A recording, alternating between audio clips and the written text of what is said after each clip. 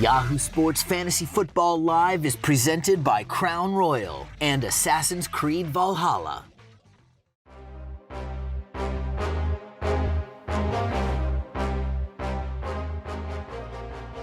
Good morning and welcome to Week 10. What's up? We're in the double digits in the National Football League. This is Fantasy Football Live. I'm Liz Loza, and joining me this morning in our all-virtual studio is Andy Behrens from Chicago, Matt Harmon from Los Angeles, Tank Williams from San Francisco, and betting analyst Minty Betts live from Las Vegas.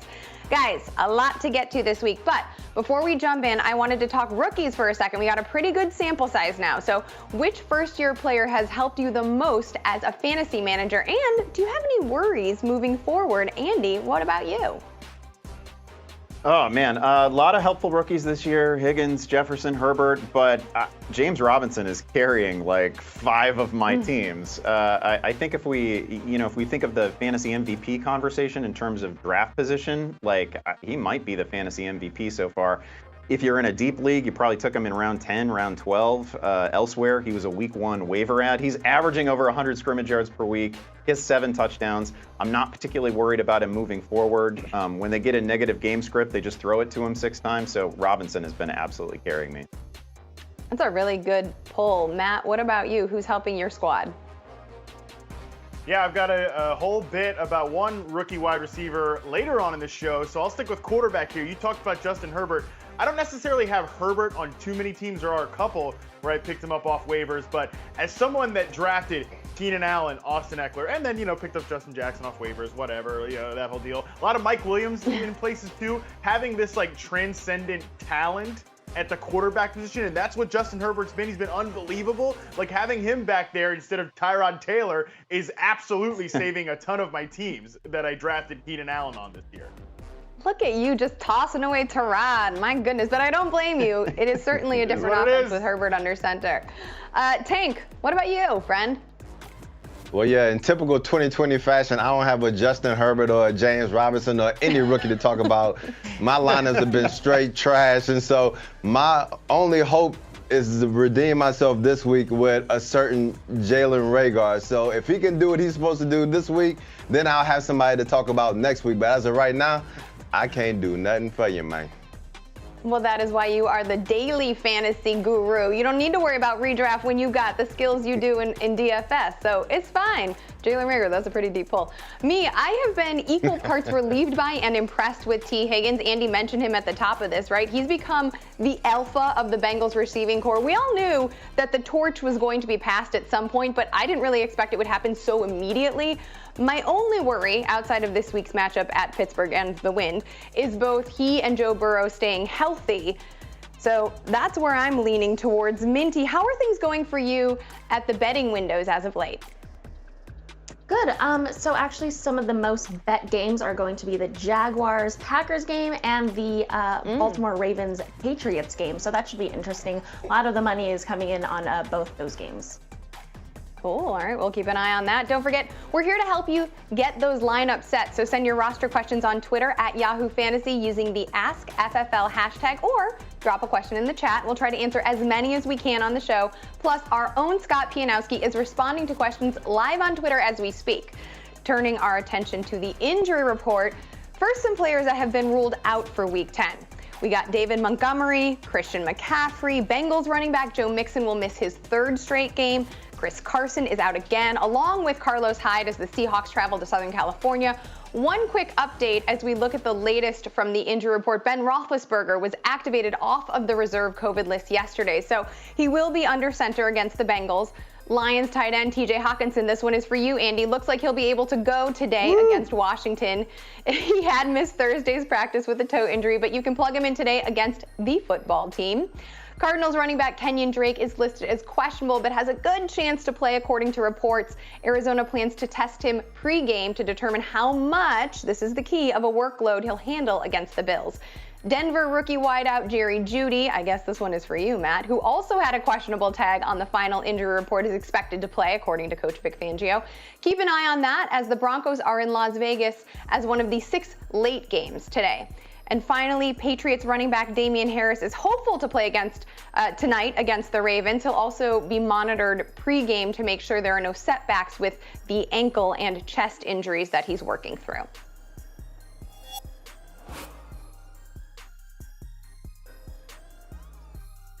All right, guys, let's get into some fantasy freebies. These are players under 25% started who could do some damage. Andy, why don't you kick us off? Yeah, give me Tim Patrick. Not only is he lightly started, he's lightly rostered. He's only actually on a roster in 23% of Yahoo leagues, despite the fact that we write about him pretty much every week in the pickups column. Patrick, if he's not the Broncos' #1 receiver, he's like 1A. He's seen 7 or more targets in 3 of his last 4 games. He's coming off a 9-target game. He's got size. He's got separation ability. We've seen him score with that whole rogues gallery of Denver quarterbacks earlier this season, and now he's got Drew Lock back. To me, he's a great start this week against the Raiders. That's the league's number 26 pass defense. Oh, there's a lot of weapons here lifting Drew Lock. Tank, Daniel Jones needs some lifting, and you think maybe this receiver can help him out? Yeah, I'm going with Sterling Shepard. I mean, he's a guy that was banged up early in the year, but in the past 3 games that he's played, he's had 26 targets, 20 receptions, and he got a touchdown. He actually went 6 for 59 in the tub the first time they played the Eagles. And so this is a situation where the Giants have actually been playing better ball of late. The Eagles are getting healthy, and so this may be an NFC least shootout coming up this week. And so if you're struggling to find somebody to throw into that flex, Sterling Shepard may be your guy. I've got a tight end because I think a lot of people forgot about Austin Hooper. Not only are the Browns coming off a bye, but remember everybody was blindsided when Austin Hooper had to get that emergency appendectomy. But for the 3 weeks prior to the appendicitis issue, he was putting together some consistent fantasy games. He was the tight end 6, and then the 11, and then the 11, averaging over 7 targets per game, 5 catches per contest. He's got the Texans today, and the Texans are allowing the 7th most fantasy points to the position. So I like Hooper as a possibility. He's very consistent, especially at an inconsistent position. And remember, no OBJ there. Time now for fantasy football weapons presented by Assassin's Creed Valhalla, where you can build the legend of a Viking Raider. This new game features dual-wielding combat by pairing 2 different weapons together to take on enemies. So in that spirit, we are selecting fantasy combinations or stacks and the visceral Viking weapons they represent from Assassin's Creed. Take it away, Matt. Yeah, let's jump back into the armory to talk about some exciting QB wide receiver stacks here. My first one, it's Alex Smith and Terry McLaurin. We get to actually talk about Alex Smith as a real player, not just, like this cute little comeback story, which is an awesome story. The Dane axe and the hammer, that's what I'm pairing here with Alex Smith and Terry McLaurin. And let's start with Alex Smith first. Like I mentioned, Alex Smith is back. He's a starter. It's awesome. And the Dane axe, our historians tell us, is efficiently used in combat to pull a weapon or a shield from an enemy's grip. If I'm stacking weapons here, I don't know that the axe is necessarily my first choice if I'm going into battle. Same thing with Alex Smith. He wasn't Washington's first choice. It is what it is. But I think he's got a good matchup here today against a Lions defense that has recorded the 2nd fewest pressures in the NFL and allows the 4th highest passing touchdown rate. But the key in this stack really is Terry McLaurin as the hammer of this passing attack. He's coming off perhaps his best game of the season with Alex Smith under center, and most importantly, he leads the NFL in percentage of his team air yards, and he's 5th in target share, and he's 1st in yards after the catch. He has become that alpha wide receiver, the #1 guy, the stud of Washington's offense. So I love stacking these 2 guys up, especially with Smith being very affordable in DFS against the Lions. Let's move on to my next stack here, and this one is another exciting pair, probably a little bit more juice behind this one. We've got Russell Wilson and, yes, Tyler Lockett. Russell Wilson in this group is going to play the part of the Mjolnir. Now, you're looking at me saying, what is a Mjolnir? Well, actually, that is the hammer that Thor carries around. You know Thor, that guy is a stud. He is juiced up. He's, a legendary deity-type figure. The Mjolnir is depicted in Norse mythology as one of the most fearsome and powerful weapons in existence, capable of leveling mountains. I'd say Russell Wilson is one of the most powerful weapons at the quarterback position in football, and he's capable of leveling mountains, even if that mountain has Aaron Donald and Jalen Ramsey running up either side of it. I love that Russell Wilson is still top 5 in stats like touchdown rate, adjusted yards per attempt, passer rating. I think with a good game in this spot, he could get back into the front runner discussion of the MVP race. And yes, I know, I don't have DK Metcalf paired with Russell Wilson. That would be the obvious spot. But I know Jalen Ramsey says he's not going to shadow Metcalf around the field, but I still think he's going to see a decent bit of Ramsey in this game. And that leads me to Tyler Lockett, who is the part of the hunter bow in this one. It's long enough to support a carefully drawn arrow, but small enough to not be too unwieldy. And that's the key with Lockett, right? We've got to be careful when we pull him out and we put him in our lineup, because he can drop those big games when he is playing for you. And I think this is the spot with Ramsey on Metcalf a little bit. It just makes sense from a size physicality perspective for those two guys to match up. This is going to be one of Tyler Lockett's big games. I love stacking him with Russ because people are a little worried because he's been playing a little slow lately. That's fine. This is the week that Lockett goes off once again for your lineup. So, hey, make sure to check out Assassin's Creed. It's available right now on Xbox Series S, X, and Xbox One. I'm going to get myself one of those Dane axes. Shields have been giving me a lot of trouble in battle. Like the tip. Thanks, Matt. Over under number 1. Let's look at Mike Davis. No Christian McCaffrey this week. Mike Davis has obviously been a plug-and-play running back in his absence. Over under 79.5 scrimmage yards. This one's tough because McCaffrey is actually the only player to do it against the Bucs defense. That defense has been really good against the run. They only give up 3.3 yards per carry. Nobody has run for 60 yards against that defense. I think Davis can be a strong play here. I think he might find the end zone. I think he's going to get a ton of touches, but I think he comes in just under this number. Minty, how do you feel about that?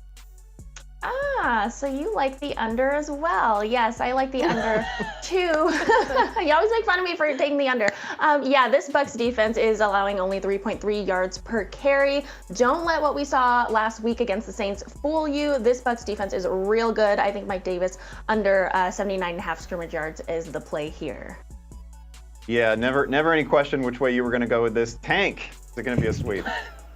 Yeah, you can count on me to hate on the sweep. I'm going over, and trust me, I wanted to go under. I actually switched mine to over yesterday, and it's one of those things where I listened to all the stats that you're saying, but then there's another stat that jumped out to me, that the Tampa Bay Bucs defense has given up the second most receptions to running backs, and now that Mike Davis is going to have that whole workload all to himself.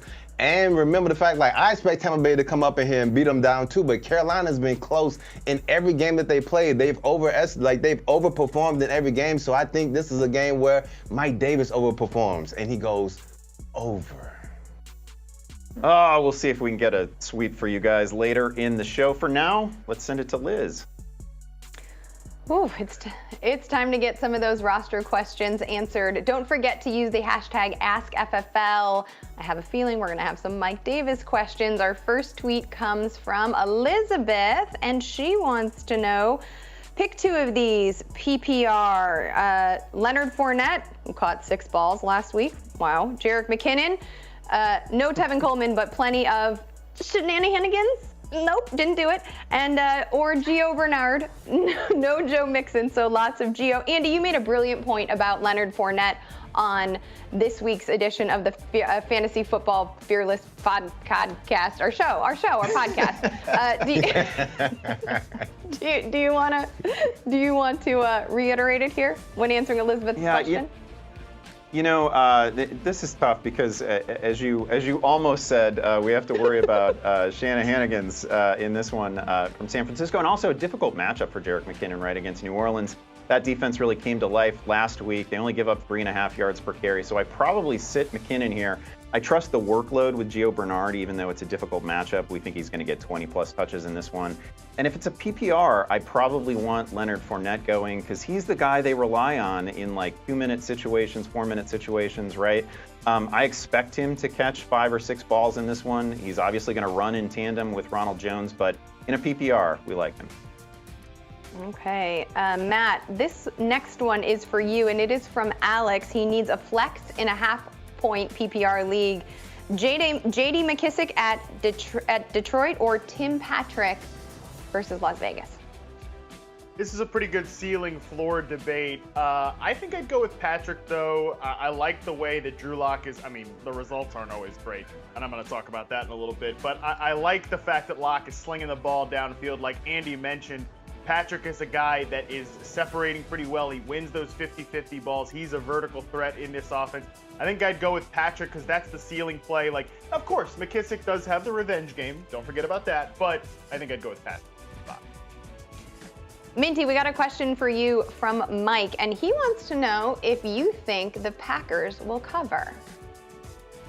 Well, the Packers seem like a very dominant team, and at first glance, we think that the Packers will blow out the Jags, but they don't need to blow out the Jags. This is a great look-ahead spot because the Packers are playing the Colts next week, and that's a must-win for them. I think they take it easy on the Jaguars here. If I were to bet this, I would bet the Jaguars plus the points here.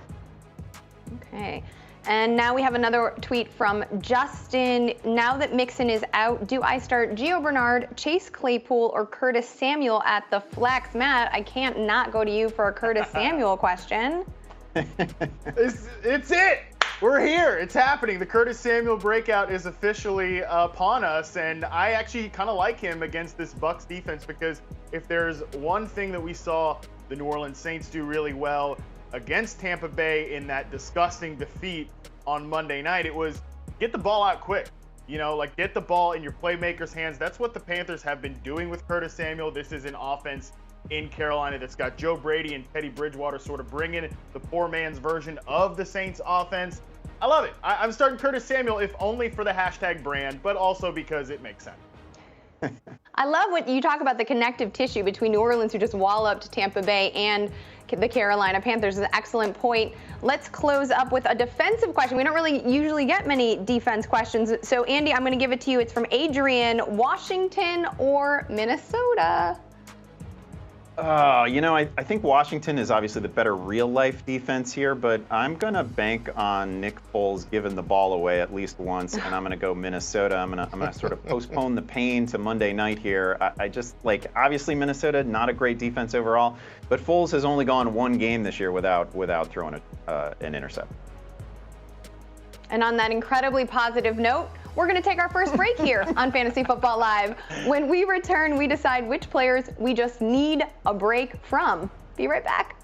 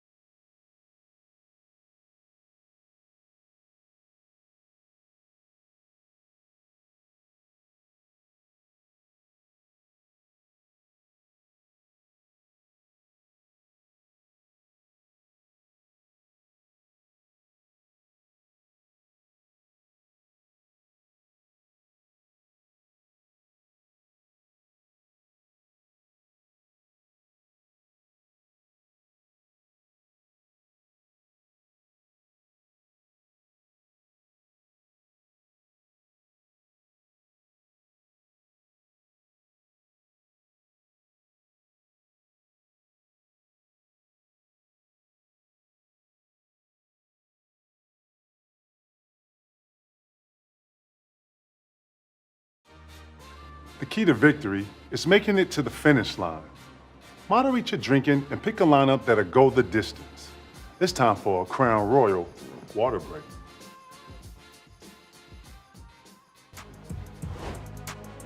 Yes, it's time for the Crown Royal water break. I got my Crown Royal in one hand, I got my girl Lizzie on the other.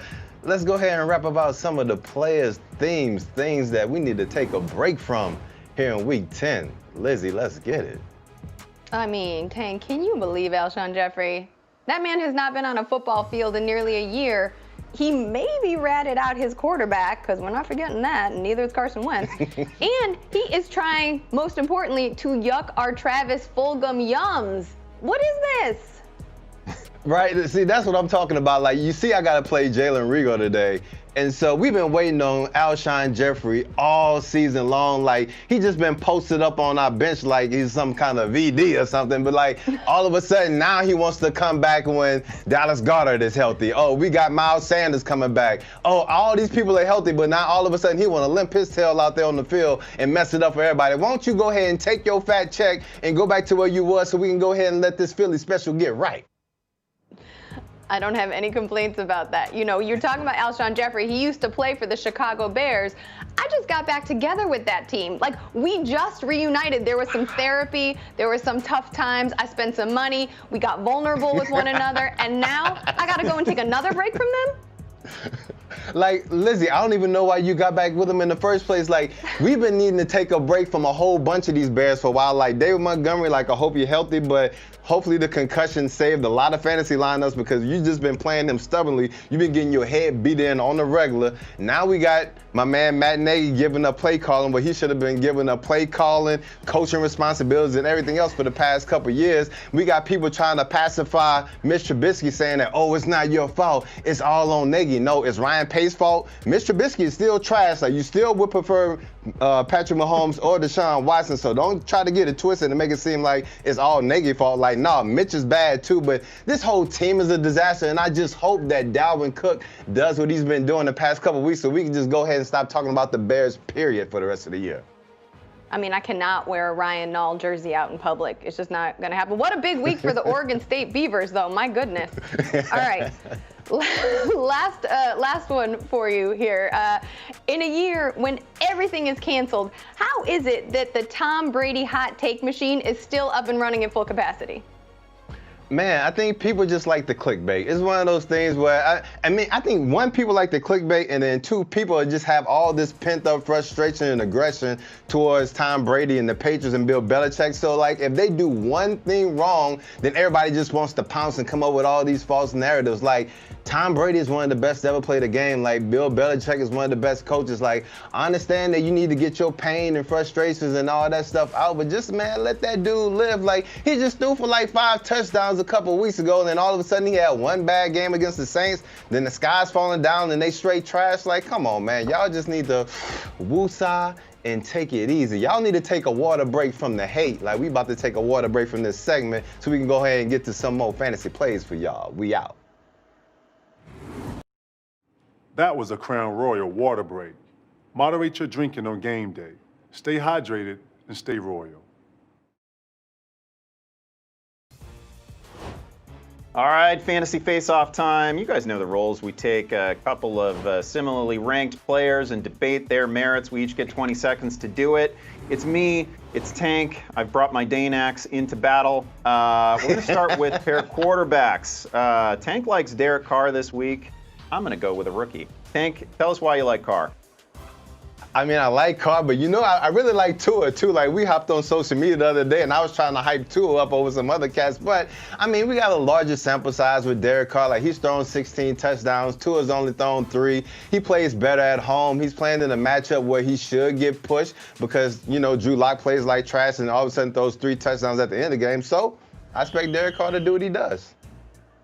Yeah, I get it with Derek Carr. He's a pretty bankable, like 230, 240 yards and a couple of touchdowns. But how fun is Tua? First of all, he showed a little rushing upside. Like, looked great on the ground last week in a fun game. 20 for 28, a couple of touchdowns. This is going to be a shootout matchup against the Chargers this week. That Chargers defense, just kind of a middle of the pack defense. We know he's going to need to throw in this one, so I'm pretty excited for Tua here. Slight lean for me over Derek Carr. Let's go with a couple of tight ends. I'm going to take Gerald Everett in this matchup. And who on earth did you like? Oh, it was Dallas Goedert. Oh, Dallas Goedert. Let me start with Gerald Everett here because he gets just a fabulous matchup against Seattle, right? Seattle, you've probably heard by this point in the season, historically bad against the pass. They give up over 360 passing yards per week. Everett is coming off a game in which he saw 9 targets. Obviously, he's going to be a prime target for Jared Goff in this one. They're going to put the ball in the air 40-plus times. I really like Everett's odds of finding the end zone in this one. I mean, you like Everett's odds until it's Higbee's odds or someone else's odds. Like, well, at least when you're looking at Philadelphia, like my man Zach Ertz, shout out to Stanford, like he's on the shelf right now. So all we have is Dallas Goedert for Carson Wentz to enjoy. And remember when everyone was healthy to begin the season, what did he go for? 8 catches, 101 yards in the tub. Can you not see him doing that against the Giants this week? Oh, this is Goedert easily, bro. Man, you like every Eagle this week, don't you? That's going to do it. I feel like that's 2 wins for me. Let's kick it back to Liz. All right, let's get back to those roster questions and make some picks for you. We're looking mostly at flex questions here, and let's start with this one from Ben. Ben, he needs 2 in a PPR league. DJ Moore, Gio Bernard, Jerry Jeudy, Hollywood Brown. Some nice options here. Matt, I am leaning towards Gio Bernard because of the volume even in the matchup. But then when you look at the rest of these receivers, I mean, kind of hard, even with the shoulder issue, to not want Jerry Jeudy, right? Yeah, I totally get it. I think that Jerry Jeudy's my obvious pick here. He's my favorite one. I think you can go Gio Bernard because of the volume, but I know it's been frustrating. DJ Moore backers. I know it's been irritating because Curtis Samuel's doing his thing. Robbie Anderson's top 5 in the NFL in receiving yards. Moore's been pretty hit or miss. But again, I do expect this Panthers offense to succeed against the Bucs defense. I do think this could be a high-scoring game. So he actually might be my pick, especially in a PPR format, over Gio in this spot. All right. So would you say Moore is more of a ceiling play versus Gio's volume/floor play? You know, Liz, that's exactly what I would say. Okay, well, let's see what you say about this next question, which comes from Adif. He has Chris Godwin, Jerry Jeudy, Travis Fulgham, and Tyler Boyd. My goodness. He needs 2 wide receiver, 2. Right, great options, and a flex. I'll let you go first this time.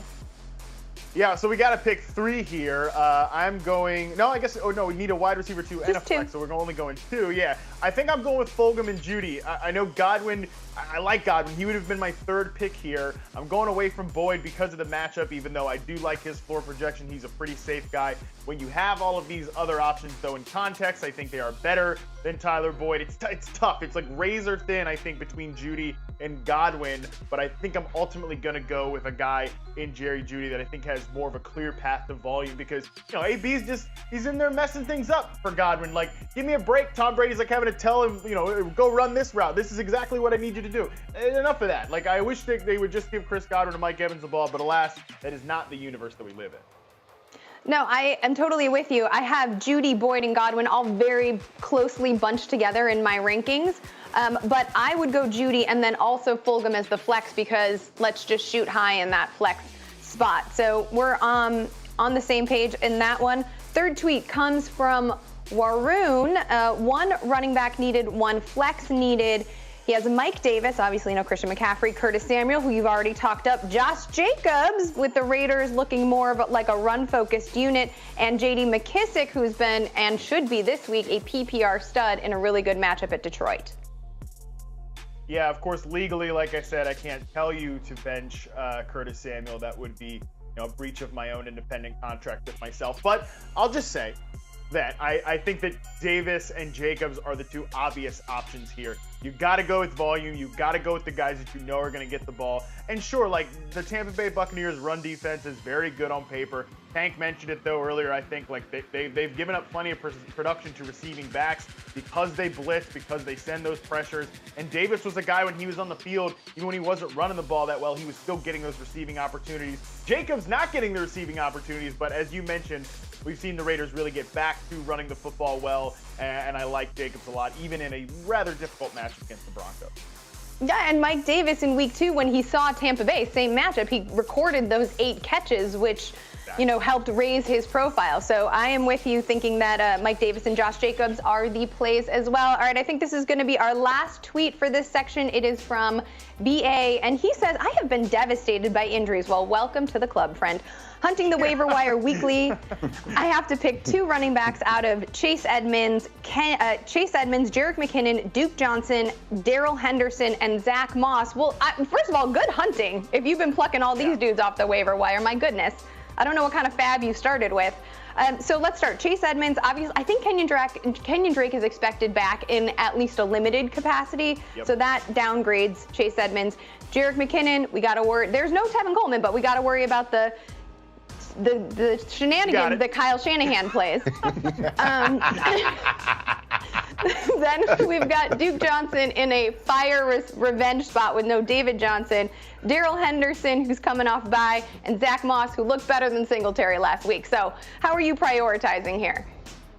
Yeah, right. I love it. This fella or this player just picked up a ton of. I think it's Bruce Arians, like BA sending us in this question himself. I might go like Chase Edmonds is tough to go away from, right? Because he's got that great matchup. I think he's been the more explosive of the 2 backs. We know he's the passing down guy, but at the same time, I am going to go away from Chase Edmonds. So take that highlight off the board there. I'm going with Duke Johnson and Darrell Henderson in this spot. I think Henderson coming off a bye, healthy. He's been their most effective back by far this year. He's the guy I would go with. And then Duke Johnson in the revenge game, Liz. You mentioned it. I love it.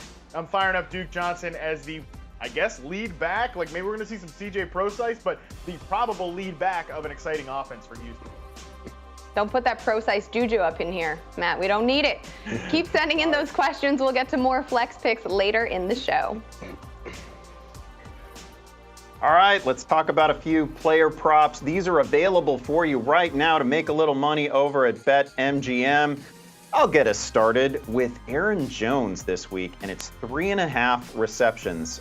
Look, he's topped this total 4 times in his 6 games already this season. Jacksonville allowing 6.3 running back receptions per game. We know it's a fantastic matchup. The Jaguars defense ranks near the bottom of the league against both the run and the pass so far. It's a very generous defense. I think there's a really good chance actually that Aaron Jones finishes as the overall RB1 this week. Sloppy conditions, we think, in Green Bay, a little bit of wind, a little bit of precipitation. That probably plays well. We're going to see a lot of short passing, so I think he easily eclipses this total, probably catches 5 balls. Minty, what do you like in this week? Well, I like Joe Burrow over half an interception. This one is actually inspired by you, Andy, because you in past weeks chose Nick Foles to go over half an interception. But anyway, Joey B has recorded at least 1 interception in 5 of 8 games, and he's going up against a Steelers defense who is recording the most picks at 11 picks. So yeah, I think the over is easy money here. Tank, find us some more easy money. Man, I'm going Michael Thomas over 69.5 receiving yards, and I can't talk about anything that he's done to date because he's been either banged up or suspended, but let me tell you what folks have done against San Francisco.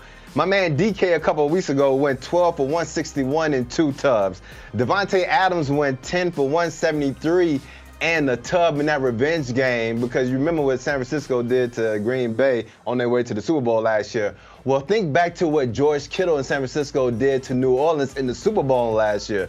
You can't tell me Drew Brees and Mike Thomas ain't going to try to get that revenge, and so I expect my man Mike to go off this week. Don't worry, I'm always thinking about George Kittle. If you feel like taking a chance on any of these player props, sign up today at betmgm.com/Yahoo. New users will receive a 100% match up to $1,000 when you make your first deposit. Must be over 21 and in New Jersey, Colorado, Indiana, or West Virginia. Terms apply. Every week after the slate of games, well, last week, I write a recap column where I tell you about the 5 things I care about, the 5 things I don't care about from the games we just saw. But let's spin it forward here. Make sure you do read that column, though. I do put a lot of work into that, and I appreciate you lunatics that read it late at night on Sunday. But let's talk about the thing I don't care about heading into this week. And I don't care that Drew Lock might not be good. And I hear that this is debated, in all circles. Like, there are people that love Drew Lock still. There are people that, are dying on the hill that he is the guy they thought coming out of college and that he is not a good player. I'll tell you what. I don't care. Like, he might not be good, but I don't think it's going to matter. I think he is going to be enough to elevate Jerry Jeudy to be a top clear-cut wide receiver start the rest of the way. I actually love the way the Broncos have set up right now.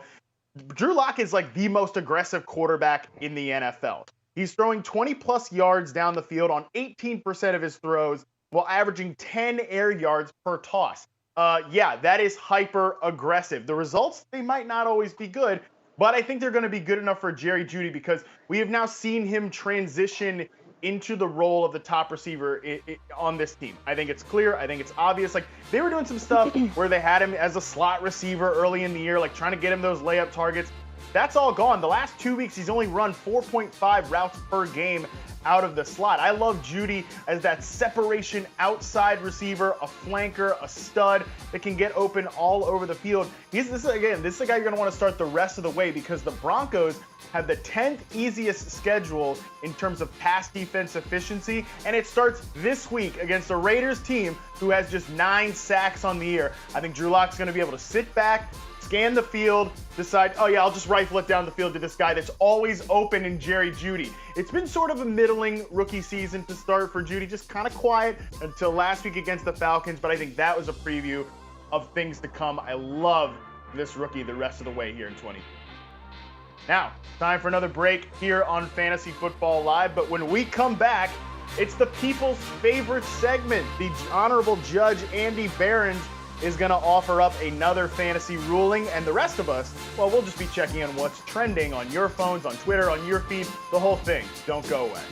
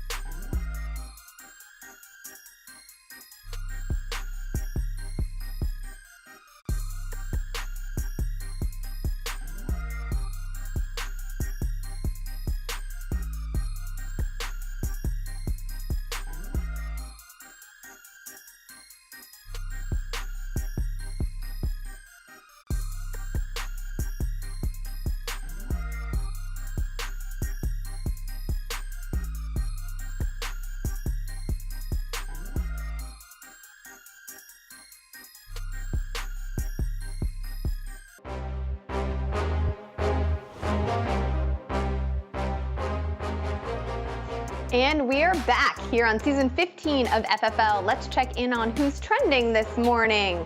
We've got Jerick McKinnon on the board. T. Higgins, haven't really spoken much about him. Travis Fulgham, Tank, I know you love him. Leonard Fournette, Andy and I discussed earlier. And DJ Dallas, a player that Andy loves, by the way. Andy thinks that DJ Dallas is very skilled as a football player. So, Andy, on that note, how much does it pain you to potentially either have to start DJ Dallas or answer more questions about him in another week where Chris Carson and Carlos Hyde are out? But Travis Homer is a little bit healthier, and Alex Collins is muddying the mix as well. Oh, I guess Andy isn't available. He's busy getting coiffed for his wig. So, Matt, What Andy's how do you feel about disgusted by DJ Dallas. Yeah, I mean, I feel like you've got to kind of go with him just because of the position that he's got on the depth chart, right? I mean, I guess he's the top guy. I don't know. I wouldn't feel too comfortable. I'd be in sort of a position as if I was starting a Niners back, where I'd basically just be like, yeah, this could get me 2 points. It could get me 20. It's a good matchup, though, against the Rams defense, because we know the Rams sort of they invite you to run on them a little bit because it can get you in favorable spots in terms of their defense to attack you from a pass rush perspective. So if you need a comforting note, if you got to start DJ Dallas, it is that, it's a pretty solid matchup, pretty high scoring game. We know the results could be good. Yeah, you don't have to hate it as much. I appreciate the positivity you brought to that take, Matt, and for jumping in, since I didn't know who was in the segment. I do know, though, that Tank is in the segment.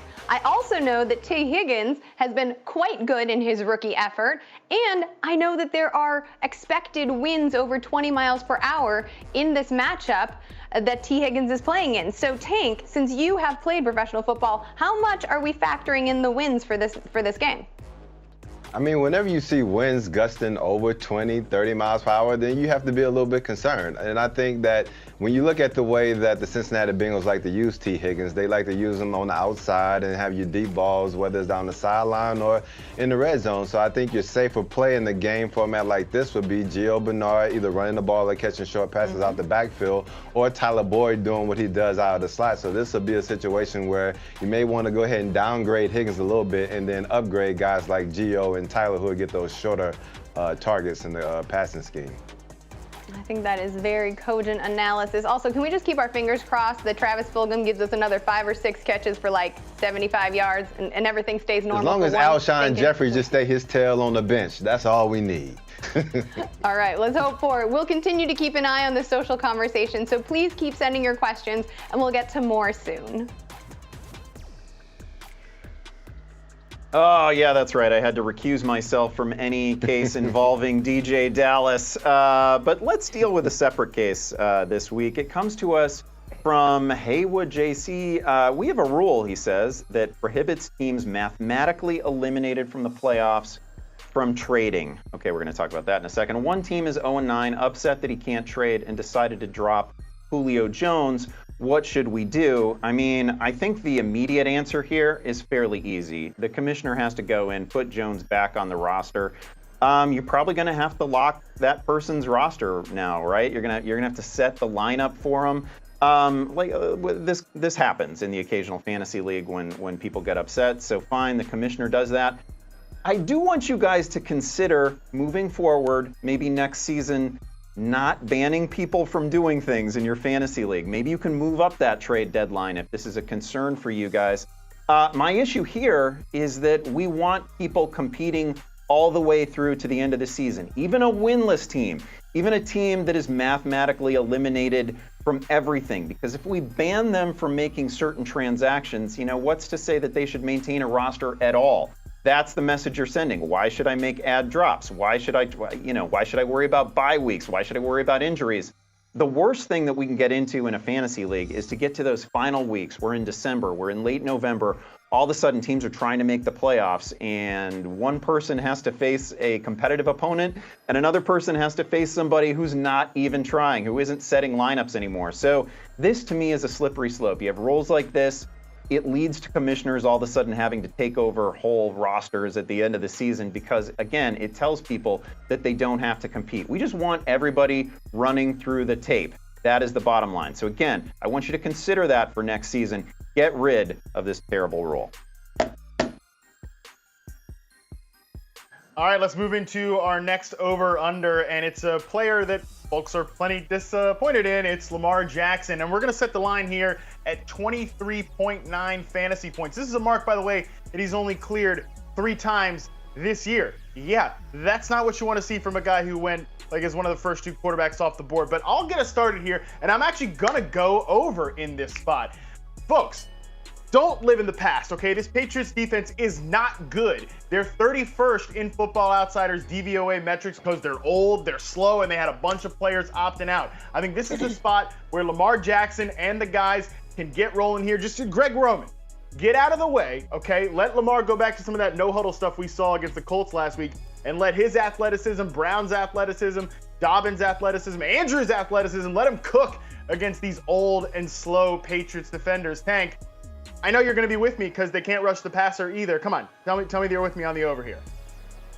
No, I'm going with the under. And I hear all that you're talking, but bruh, Lamar Jackson came out and told the media that teams were calling out the plays, bruh. Like, that ain't what you want. Like, I understand that the Jets were able to score a whole bunch of points on the Pats, but that was Joe Flacco throwing the ball. Like, my man Lamar, like, you remember Any Given Sunday, like, you remember when they stole Willie Beeman's invisible juice? Like, they've stolen Lamar's invisible juice, and I don't think he's going to get it back against the Pats. I'm going under.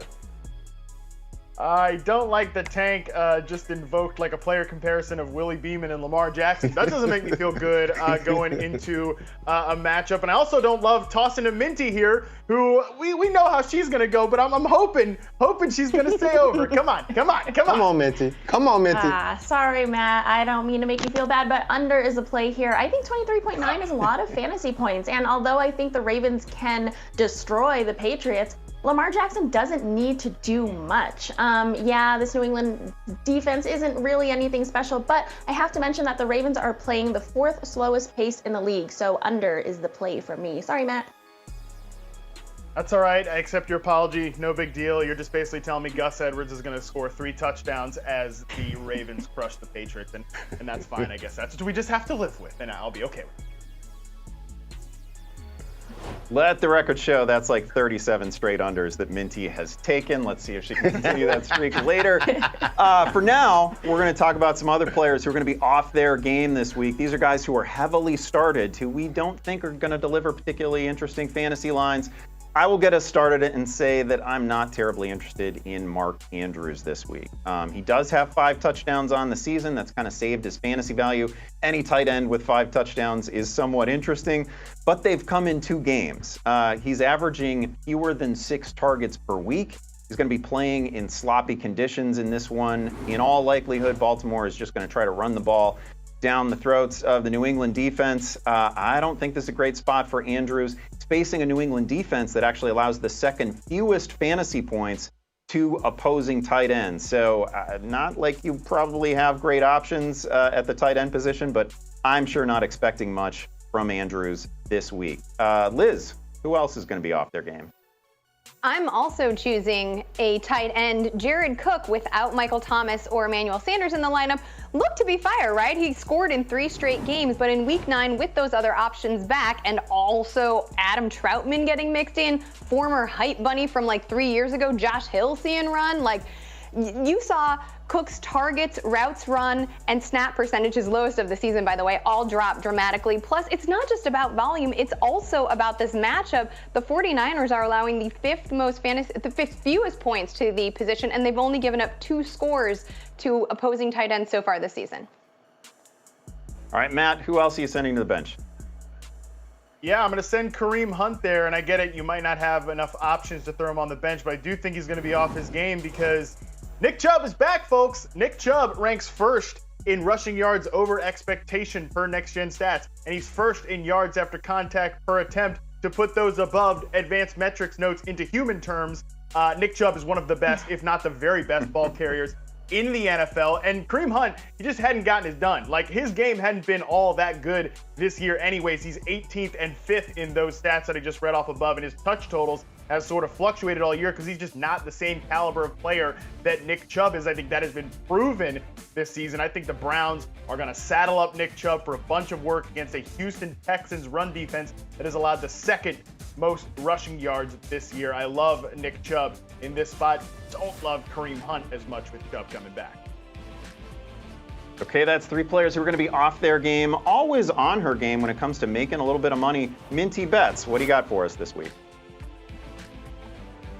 Alrighty, welcome to Mad Bets, everyone. We're entering week 10. Let's start with one of my favorite divisions, the NFC West, of course.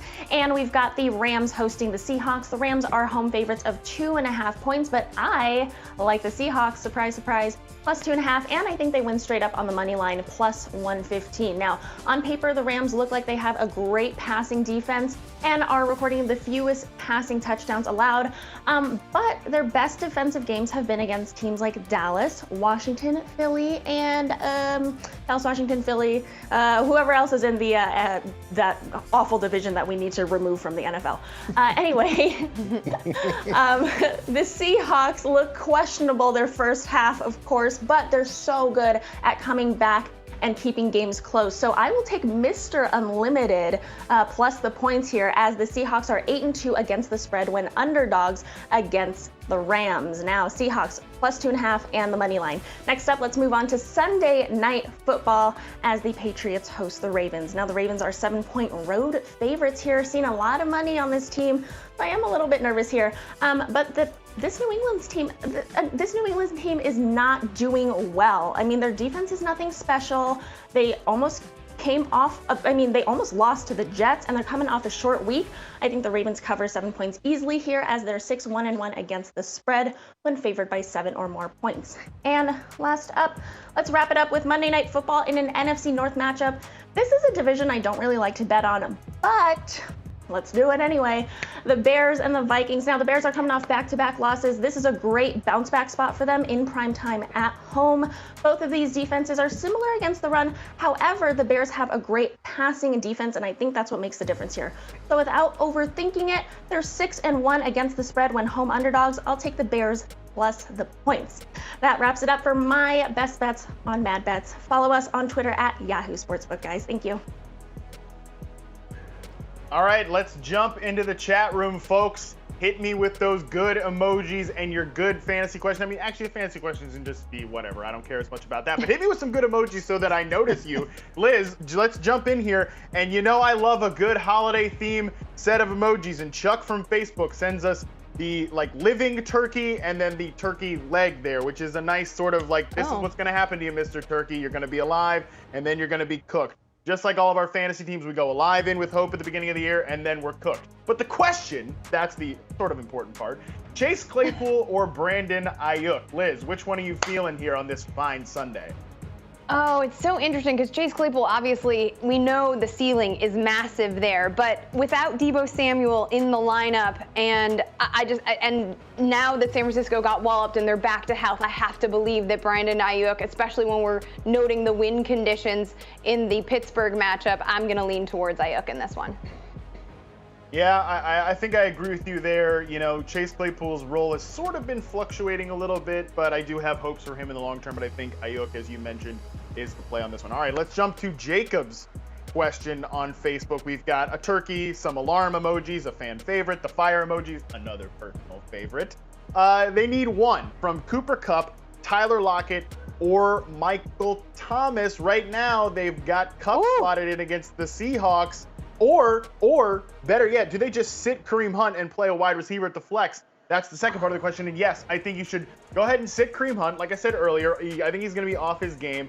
I would play Cooper Kupp and Michael Thomas here. I think Thomas is going to come back and finally announce his presence with authority after leading the team in routes run last week. Liz, between these three wide receivers, what's your order of preference? I am so glad that you went with Michael Thomas, because I was like, I don't want to have to get into some existential argument about sitting Tyler Lockett in this matchup that should be bananas between the Seahawks and the Rams. But yes, I am prioritizing them as Michael Thomas because we know, let's give him a week to shake off some rust, as you're mentioning, and then Cooper Kupp, start all your Rams, and maybe even Josh Reynolds if you're in a tight spot or a deep league, by the way, and then Tyler Lockett. Yeah, I hate myself when I have to bench Tyler Lockett, but a little bit of self-hatred is a little sprinkle that in every now and again. Not too much, just a little sprinkle. That's okay every now and again. All right, Dara from Facebook asks us, maybe got a couple of prayers emojis, a couple of goat emojis, some thanks. A very good theme. We got pies, we got turkey. It's a lot going on here, but there's not very much going on in your fantasy lineup apparently, because you're having to debate in a full PPR whether you should start Damian Harris or Jacoby Myers. Liz, I don't think we've talked much about Jacoby Myers on this show, but this guy has been absolutely on fire the last couple of weeks. Is he the obvious pick here? it's just that the matchup is so bad. If you're looking between, I mean, Myers has been on fire, but you have to imagine, although the secondary in Baltimore is not 100% healthy, but I have to imagine that Baltimore is going to key in on Myers and like force N'Keal Harry, who we expect to be active, to do something, which is a good bet that he won't, right? But also Damian Harris is not totally healthy either. I do think I'm going to prioritize Myers because of the PPR situation, and we're not seeing enough in the passing game from Harris, which limits him. Yeah, I would totally agree with you. I know the matchup's not great, but yeah, I'd go with Myers in this one. All right, last one we're going to take, and this is from David Rice Davis on Facebook. David. You're really throwing my brain off here, but this question's not throwing my brain off. I got a lot of conviction on this one. We got the football emoji, the trophy, and the ribbon. You're really looking forward to that fantasy win, I guess is what these emojis are telling me. They need one wide receiver and one flex. Brandon Cooks, John Brown, or Duke Johnson. Liz, I know we talked about the Duke Johnson revenge game a little bit earlier, but I'm going to go away from that here, and I'm going to play the two wide receivers. Absolutely love Brandon Cooks' role in this offense. Don't think that's changing too much. He's been up there, right, in terms of the leaders, like in routes run, everything. It's kind of funneling between Cooks and Fuller, and forget about the rest of the guys right now. And John Brown, back, healthy, crushed it last week. I would go with him once again in another revenge game. This is the John Brown revenge game against the Cardinals. I'm playing Brown with confidence over Duke Johnson.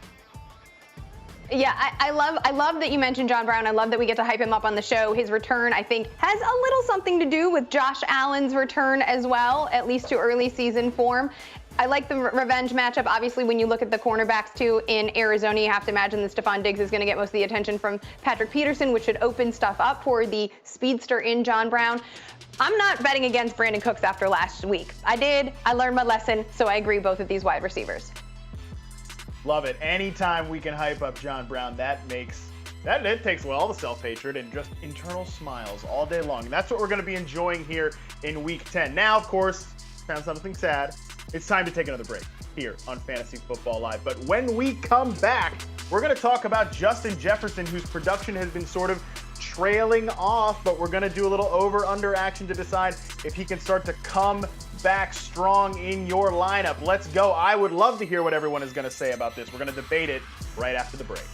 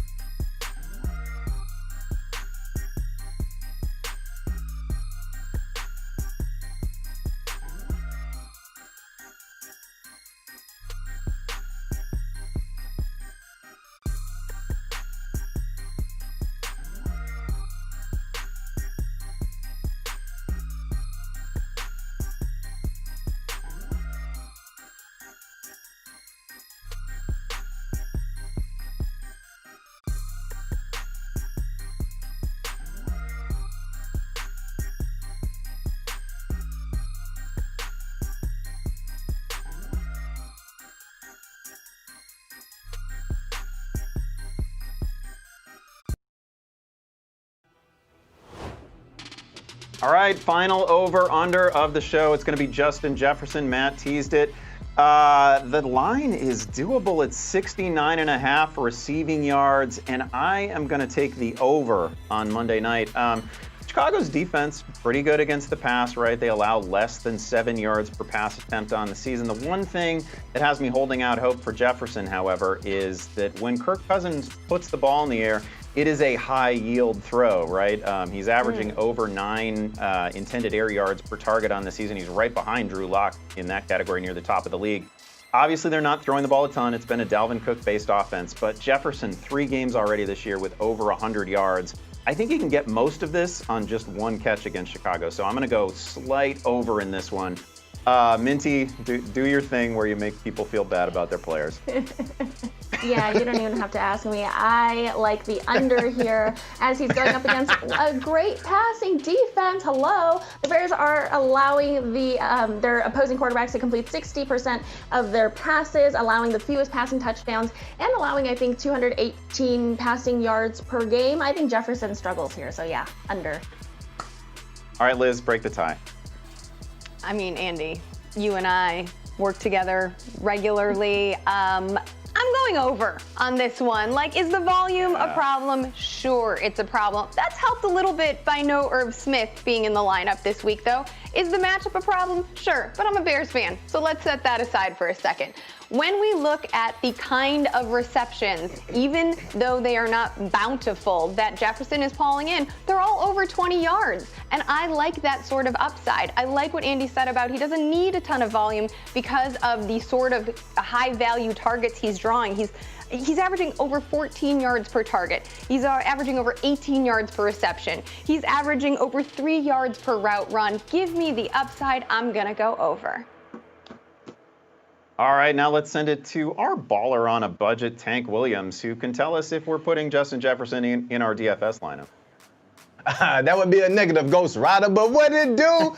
Baby, it's your boy T Money, your favorite ball on the budget with my Week 10 value plays. Now, coming up first, we're going with my man Tua Tagovailoa at $24 against the Los Angeles Chargers. Now, we went from tanking to Tua, and we about to be banking with Tua because I love this matchup against the Chargers, who give up the 7th most fantasy points to quarterbacks, and we already talked about it. My man Rev talked about how much he loved Tua. I had to kind of measure myself early in the day, but this is going to be a shootout between number 1 quarterback picks in this year's draft, and I really like what I saw from Tua against Arizona with his arm and with his legs, and I'm expecting a lot out of this guy for only $24. This is definitely a bargain. Now at running back, I'm going with my man Mike Davis because he's getting all the workload. He's like getting the workhorse carries, but he's priced like a little Shetland pony at $17. Now, we know that Christian McCaffrey is going to be out this week. The matchup is tough, but I already told you that the Tampa Bay Bucs defense is giving up the 2nd most receptions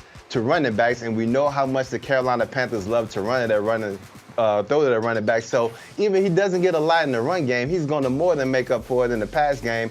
High odds of getting a touchdown. I really like Mike Davis in this super cheap price point at $17. Now at wide receiver, I'm going with my man Rashard Hollywood Higgins at $14 because he's about the only receiver nicknamed Hollywood that's actually earned the title this year because he had 6 for 110 in his first game when OBJ went down. Now the only thing you have to watch out for is the wins in Cleveland. Now if those wins are bad, my teammates already talked about it before. John Brown is going back to Arizona in the revenge game, and he's only $13. So if it's windy in Cleveland, go with John. But if it's not windy, then, man, this is a perfect shootout between Deshaun Watson and Baker Mayfield. Really love him, Rashard Higgins, here at $14.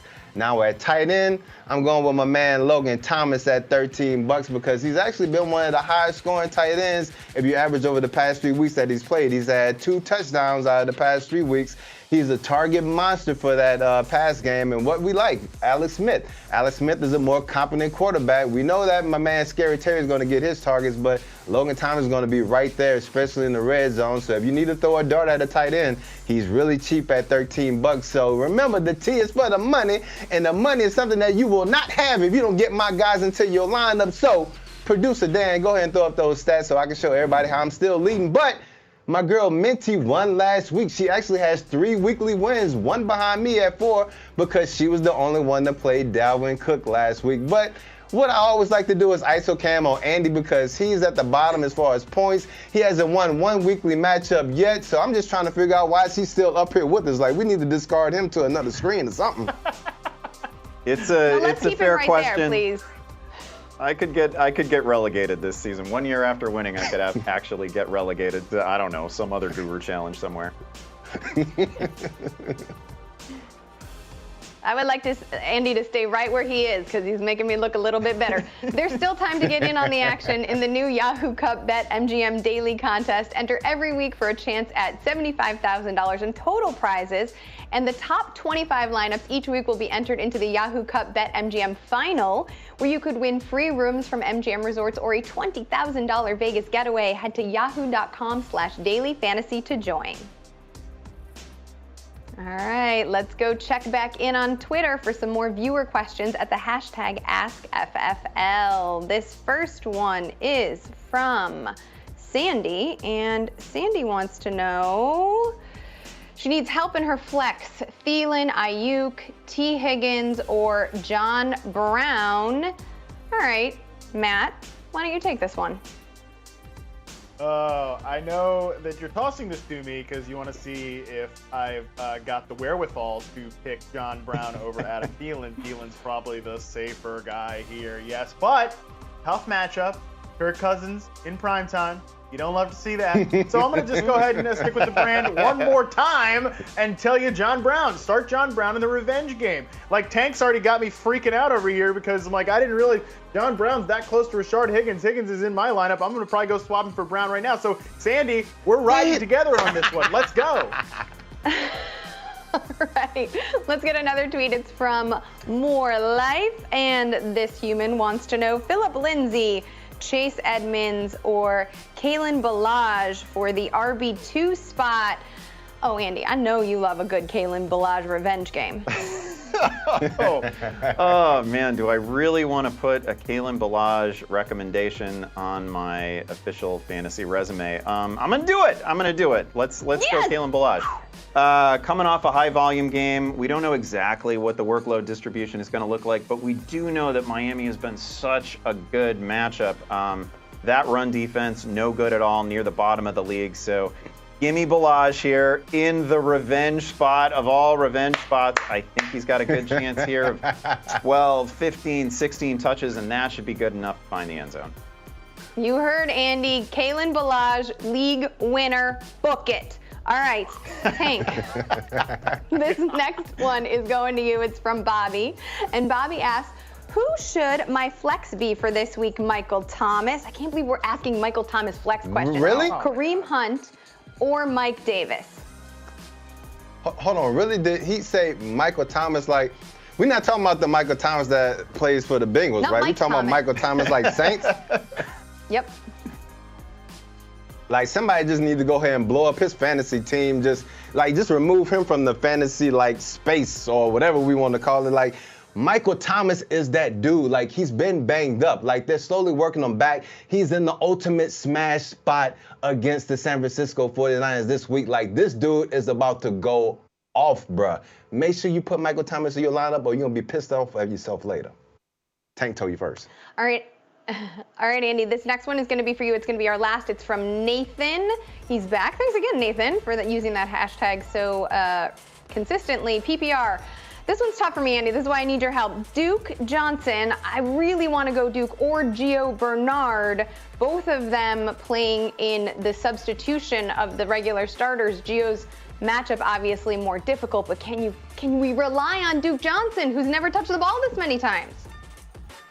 Yeah, listen, I got to go Duke here as well. Both of these guys are in situations where they're probably going to see 18, 20 touches. Duke Johnson gets a matchup against Cleveland. Another revenge game. We always kick it to me for the revenge games. So he gets a revenge spot against Cleveland. We know there's going to be sloppy conditions. We know there's going to be high winds there, so they probably try to keep it on the ground as much as possible. Again, I think we're looking at 18 to 20 touches in this one. We saw him score on a 1-yard plunge a week ago.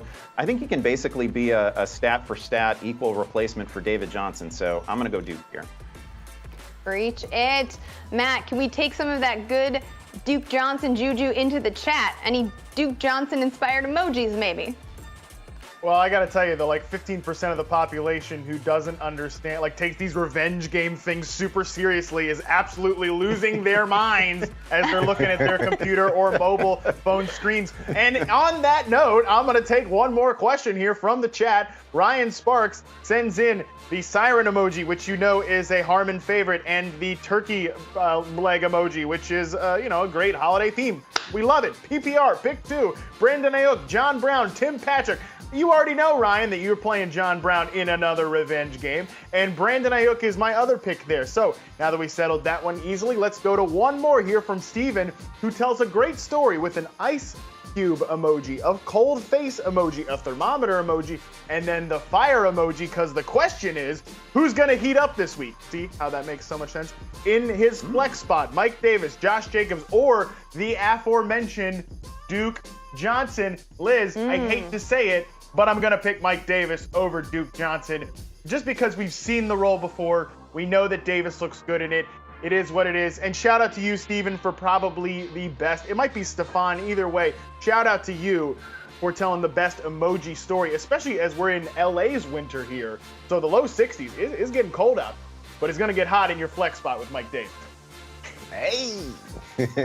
We are going to try to continue to tell our stories and those of your fantasy lineups because we are inching ever closer to kickoff here on Fantasy Football Live. When we come back, we'll jump into our own mentions and get more of your questions, so don't go away.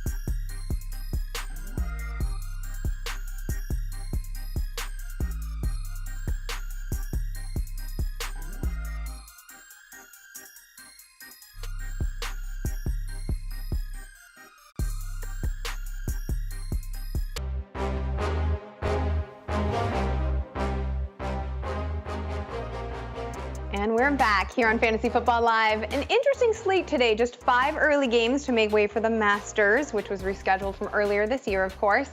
Let's check in on our own feeds and see what folks want to know. Andy, I know that your timeline is probably clogged with Masters information, but is anyone asking you any fantasy football related questions?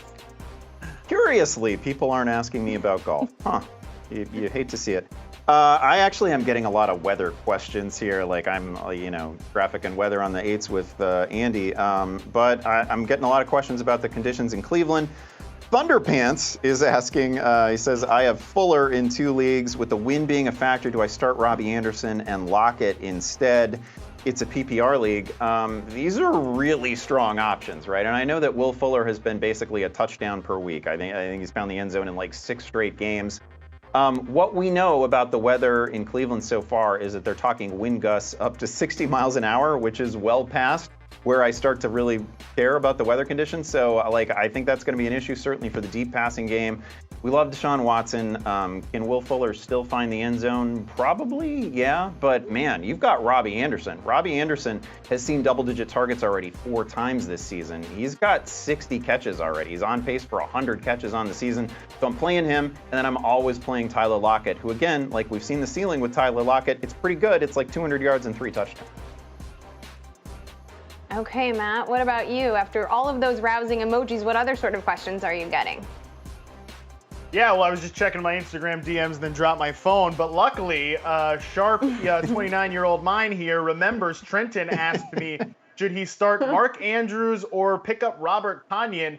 And I think this is interesting because, like, Mark Andrews has sneaky been one of the most frustrating tight ends in fantasy this year. People are all like, there's been plenty of weeping and gnashing of teeth at Zach Ertz and Evan Ingram and those guys. But like, Andrews has kind of flown under the radar as somebody that's been a little irritating in fantasy. But I'm going to tell you to trust the process. No one likes to hear that, but I think the process is going to lead to good results with Andrews the rest of the way, because this is a guy who's played on 63% of the team snaps, run a route on 75% of Lamar Jackson's dropbacks. He ranks 4th in terms of average depth of target among tight ends, and he leads the team in red zone target share. At some point, that's going to lead to a big explosive fantasy game. Again, why not tonight against this Patriots defense that's 31st in the league in Football Outsiders metrics and is old, slow, has a bunch of guys opting out, and definitely can't rush the pass.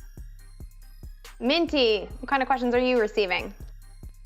I got a DM here, not really a question, but more of a request. Robbie asks, create the perfect 3-team parlay. This week's card is kind of tough. I don't really like the matchups, but if I had to create like a 3-team moneyline parlay, it would be all favorites: Cardinals, Dolphins, Saints.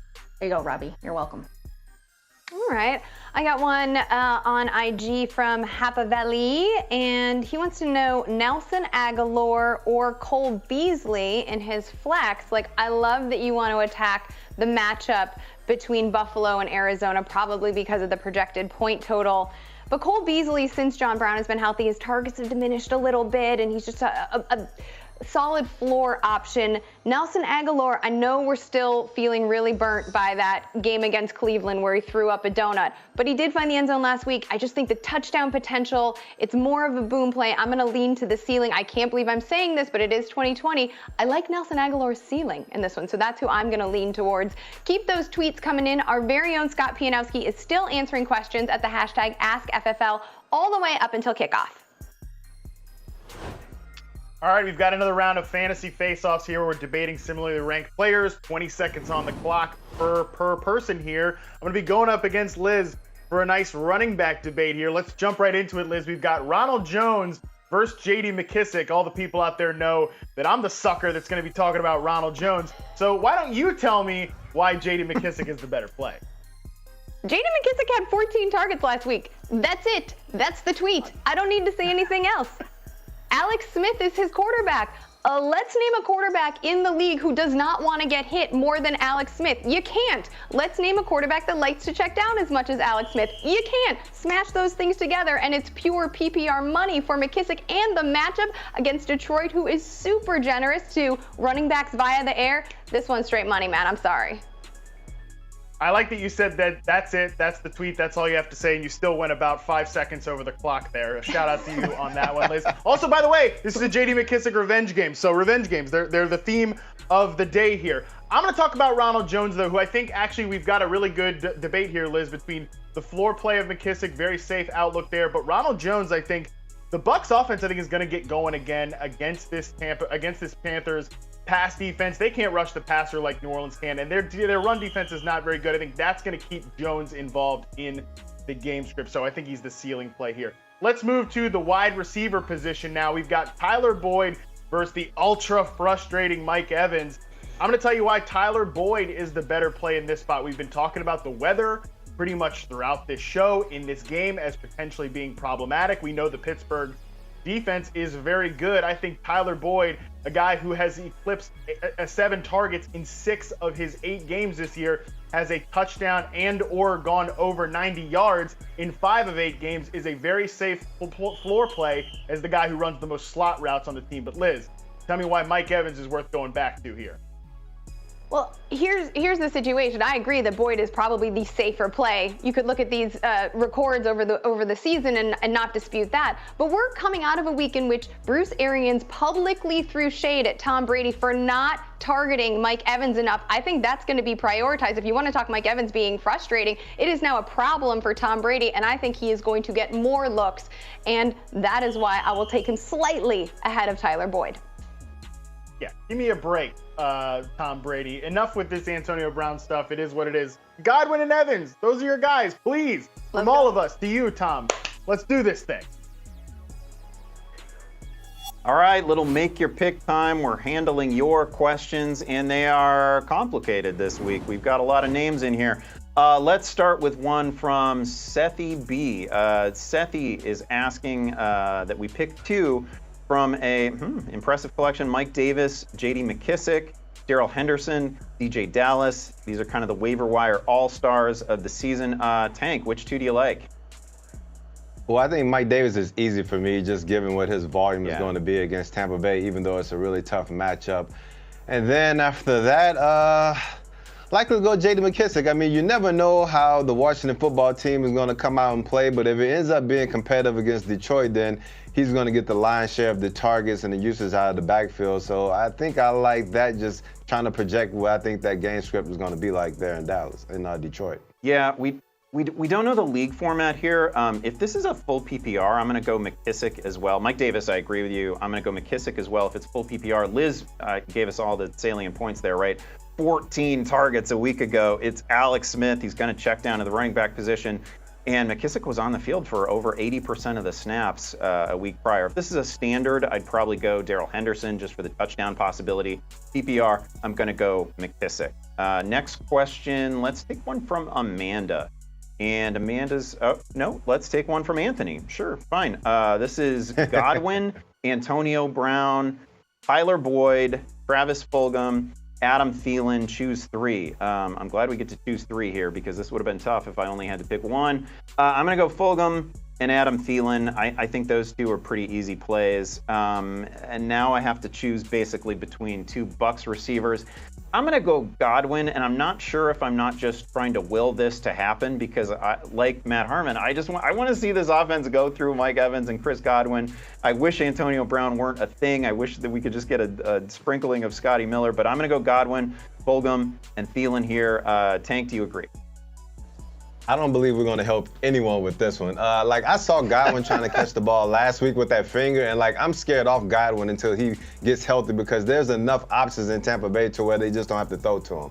So, I think we both like Fulgham. I'm a little scared of Thielen because I know he's going to probably draw Kyle Fuller, and we don't know what Kirk Cousins is going to do on Monday Night Football. So I'm going Fulgham, Tyler Boyd, and then I'll go AB as my 3rd. Oh, primetime Kirk Cousins is a thing. That is a legitimate worry. Okay, that's going to do it. Keep those questions coming. For now, we're going to send it to Liv. Let's get to some last-minute sleepers who could do some fantasy damage for your lineups. This week, I'm going to start with a quarterback. It's not Tua Tagovailoa because he's probably not available in your league. And I liked Jake Luton a lot more before the winds were gusting in Green Bay. But let's just talk about this for a second, because even though Luton's mustache is not quite as robust as Gardner Minshew's, his arm is definitively stronger. A lot was made of that arm, by the way, and his ability to push the ball deep heading into last week's debut. And on his second throw, he hit DJ Chark for a 70-plus yard touchdown. I like this. I like the idea of Luton having to keep pace with Green Bay. Now, again, the wins are a problem, right? But in Luton's debut, he also scored a rushing touchdown. And what do we know we can do against Green Bay? We know we can run. We know that Luton is willing to do that. And we know that the cheat code in fantasy is always in a quarterback's legs. So if you don't have Tua as a possibility, go ahead and stream Luton, especially in a super flex. I might have been doing it myself. Now let's talk about a wide receiver. There's a rookie wide receiver in Denver that everyone is buzzing about. Jeudy, who's rostered in 80% of leagues. So I don't want to talk about him. Let's talk about KJ Hamler, who last week was second in targets, only to who? Jeudy, who, by the way, popped up in the middle of the week with a shoulder injury this week, heading into this Sunday. Heading into last week's game, Drew Lock said in talking about KJ Hamler, he wanted to build on the chemistry. Well, that should continue, because not only did Hamler put up a career effort last week, but he showed some of those quicks. This is a moonshot option against a Raiders defense that can totally be had. We are starting a new moon here on November 15th, so go ahead and take the shot. And Hamler, I think he goes big in week 10. It's time to take our final break here on Fantasy Football Live, but don't forget, Yahoo was rated the best fantasy sports app by the Fantasy Sports Gaming Association in 2019. Check out this week's top fantasy pickups and award-winning insight on the Yahoo Fantasy app today. When Fantasy Football Live returns, more roster questions, and we'll get back to the chat as well, so don't go away.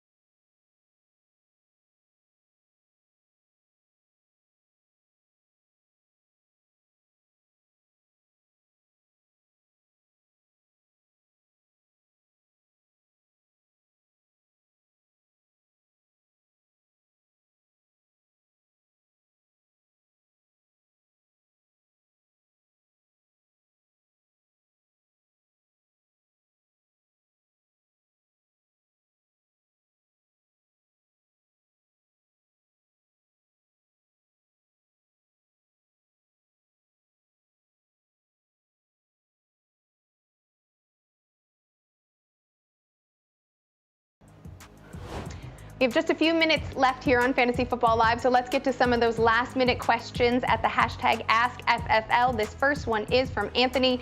Ebron, Gordon, or Melvin Gordon, or AB, pick one. Matt, what do you think? Oh man, it was weird. I love it when we've got the ultra position mix up here.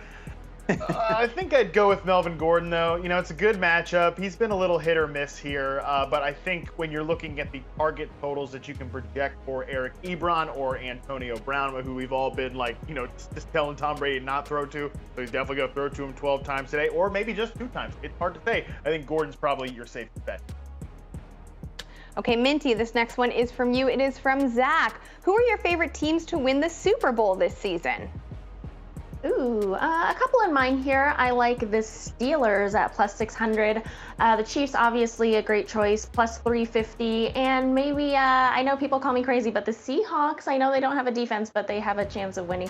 Plus 1,000, good money or good value there. And maybe Packers, plus 1,100. So those are my favorites to win the Super Bowl so far this season. Ooh, I like those. Tank, this next one is coming to you, so perk up those ears. Michelle wants to know Chase Edmonds, John Brown, look at those cute kids, John Brown or Kendrick Bourne. This is a half-point PPR. Do you love John Brown as much as Matt Harmon does? I think so.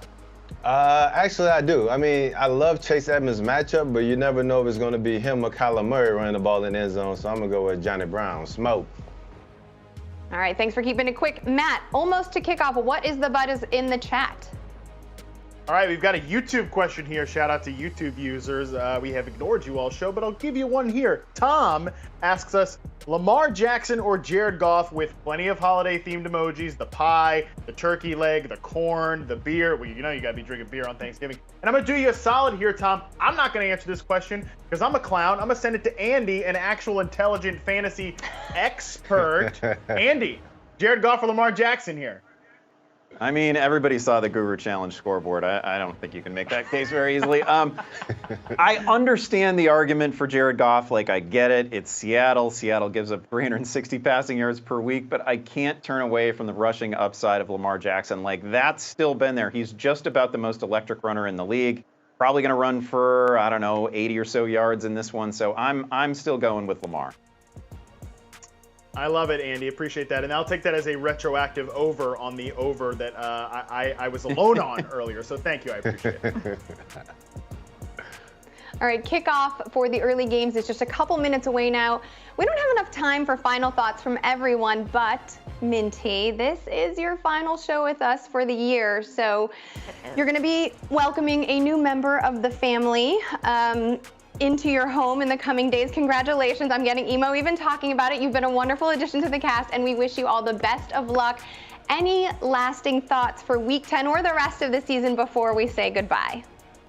Nope, I loved working with you guys. This was so much fun. Thank you everyone for watching, and thank you everyone for the kind messages who know it's my last show. Let's get them. Let's all win. Let's have a winning season, guys. Thank you for welcoming me. Woo!